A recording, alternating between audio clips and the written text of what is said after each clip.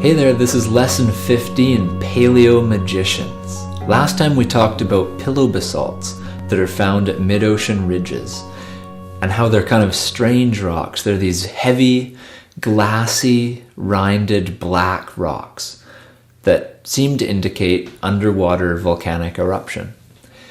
They have another interesting property though, and that's that they're quite strongly magnetic, certainly enough to deflect a compass.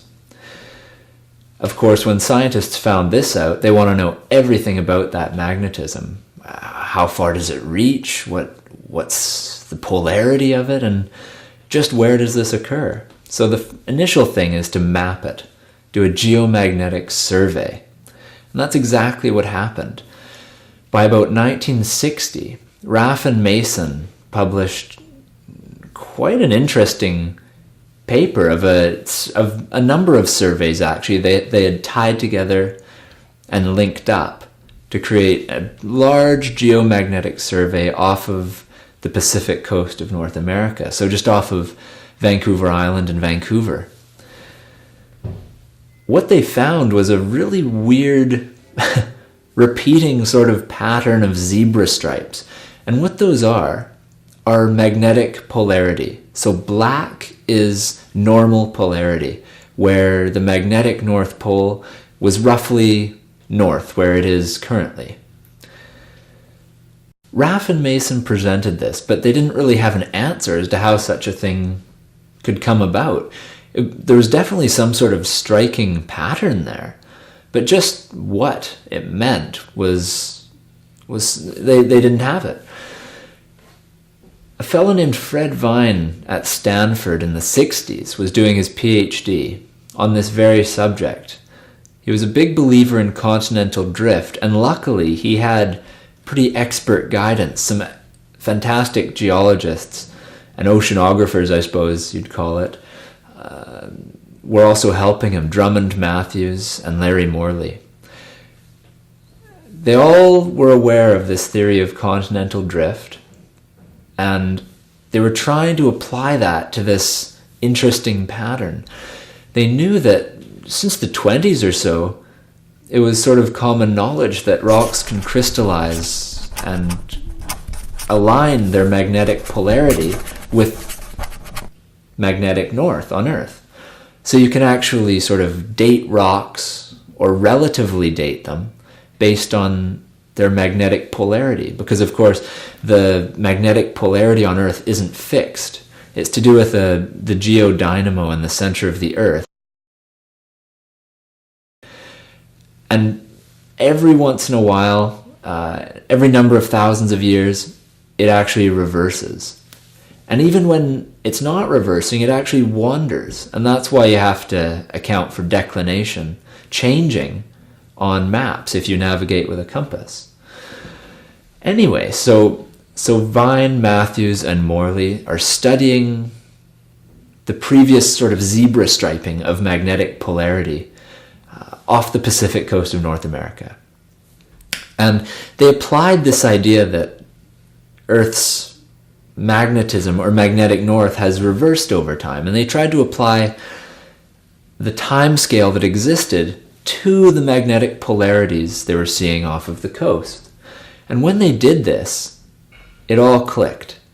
They found that the young rocks were in perfect symmetry outwards with older rocks. Right at that mid-ocean ridge were the very youngest rocks, and progressively outwards on both sides, just in perfect symmetry, like a butterfly wing, rocks are getting older.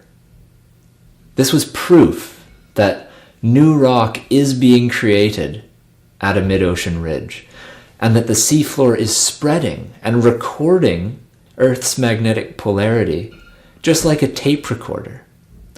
The discovery of seafloor spreading wasn't trivial. This was a big deal, and it's probably the biggest discovery ever in earth science and geology, because it ties together so many mysterious aspects, like all those fossil bands, the glacial tillites at the equator, coal beds in Antarctica, the jigsaw fit of the continents, and ultimately continental drift finally has a mechanism in seafloor spreading. Luckily, built in is sort of a test for how fast this happens as well, because of course that's another big question. Just how long does it take for the seafloor to spread?